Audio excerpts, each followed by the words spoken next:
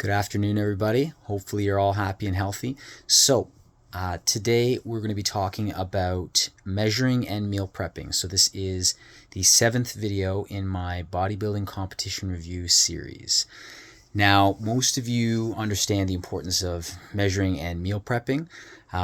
So I'm just going to kind of talk a little bit about my experience with it and how it's actually kind of helped me both financially as well as physically and emotionally, believe it or not, kind of getting myself set up for the week and even further as far as, how intensely you decide to meal prep and measure. So most of the time, usually what I would do for my meal prepping is I would pick something very simple.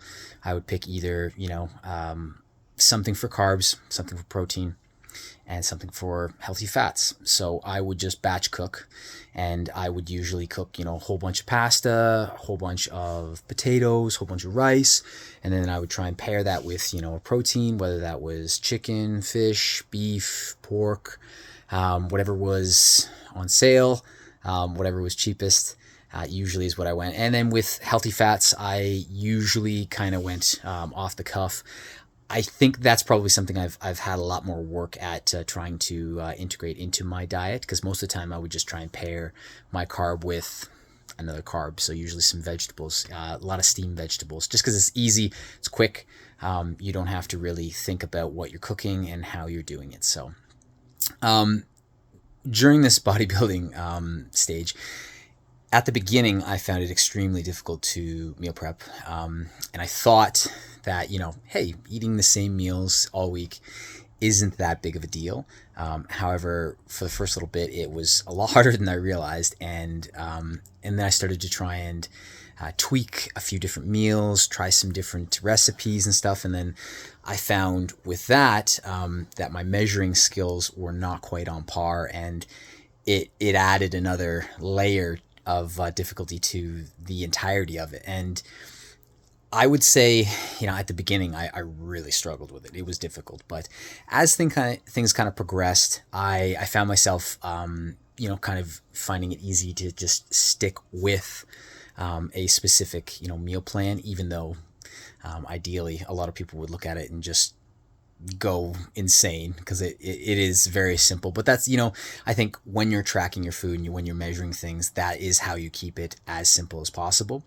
And how this has kind of helped me on a financial level is that, if you are struggling, with your finances and you need to basically kind of measure things out, that is where you can kind of look at your meals and go, okay, well, I have this, so I need to measure it into, XYZ as far as my measurements go for meals throughout the week.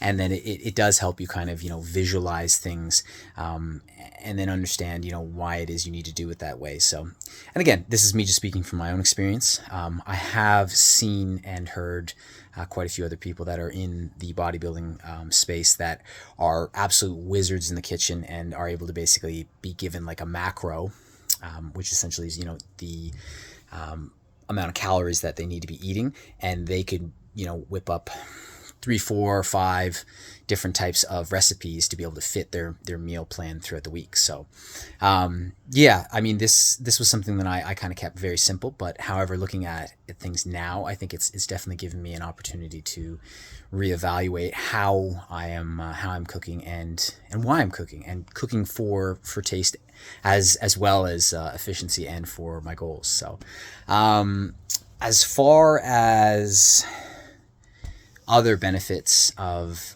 measuring and meal prepping, it really kind of gives you a better idea of, like, when you see the numbers in front of you, you're not lying to yourself. You know exactly what you're eating. You know exactly how much you're eating. You know what's good. You know what's bad. When you basically kind of like fire off the hip, and I'm sure there's lots of people that have that ability.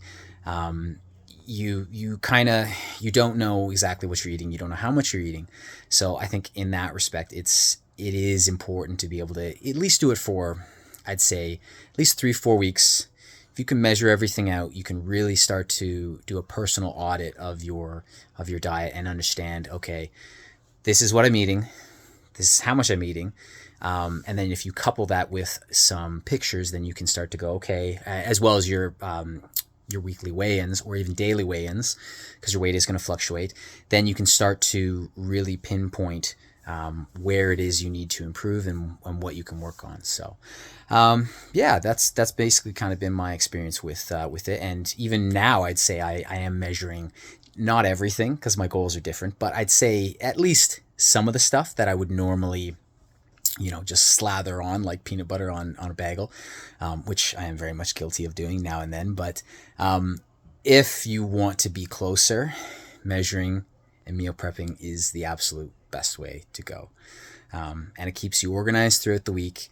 You know exactly what you're going to be eating. You don't have to scramble every evening. Although there are some people who like to cook their meals every night and try something different. So, but yeah, that's essentially my take on it.